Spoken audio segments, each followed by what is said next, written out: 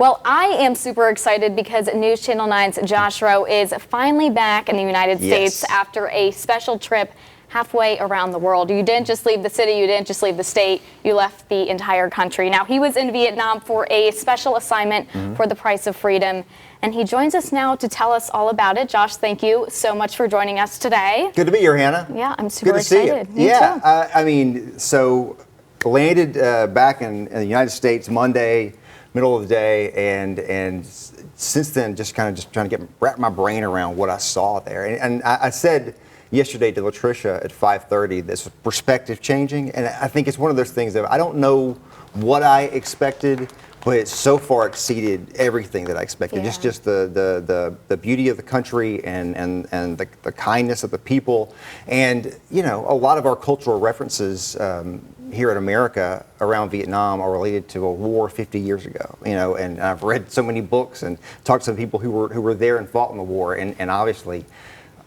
Some really rough times for a lot of folks, and so to go there and to see it in modern day, and to be with people who were there, who fought in the war, and families of people who fought in the war, and see that kind of healing happen before my eyes. It was amazing, and we're going to tell all those stories coming up in the next few weeks. Yeah, and like you said, I know there are a lot of stories associated with your trip, but you were there with the family of a Medal of Honor recipient. So if you could tell me a little bit about that and the impact that had on you.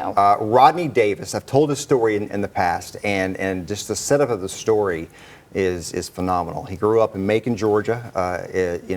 He went to Vietnam in 1967, so we know what the South was like in the 60s and prior, during Jim Crow and segregation and all these things. African American man, and joins the Marine Corps and goes to Vietnam, and he ends up in just an awful firefight. They were outnumbered at least 3-1, probably more than that. And he's in basically a bomb crater, because there's been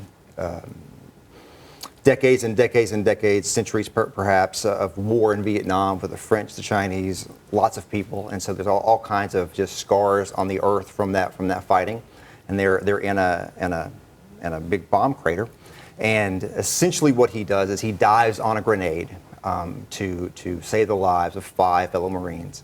As I said, African American, grew up in segregation.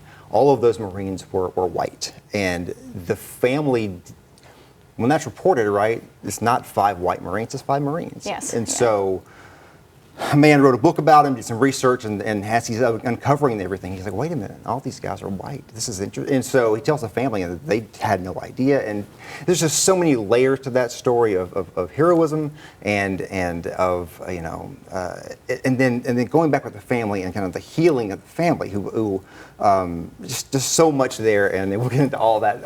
I could talk all day, so I'll leave it there. So, but that gives you kind of an idea of where we're going with the story. Yeah, and kind of my last question, I know you've talked about a shift of your perspective, a change of perspective from this trip. I know this is a loaded question, but if there's one kind of key takeaway that you would say that you had from this trip, Man, what would it be? How can I say or that you would want seconds? someone watching this to know about Vietnam, about the war, about these heroes. Absolutely. Many levels of that. One thing for me personally, so you have a family of Medal of Honor recipient. You have a number of retired military who's there with us. We had some current active Marine Corps folks. I was in the Marine Corps and left in 1999, and haven't been around to this level, high level military officers, and to see them in that environment. Some had served there in the past, some had not, but were committed to this idea of how do we heal both veterans of the war who are Americans, and obviously a lot of situations there in Vietnam they're still dealing with 50 years later. And to see that leadership on that level was inspiring to see.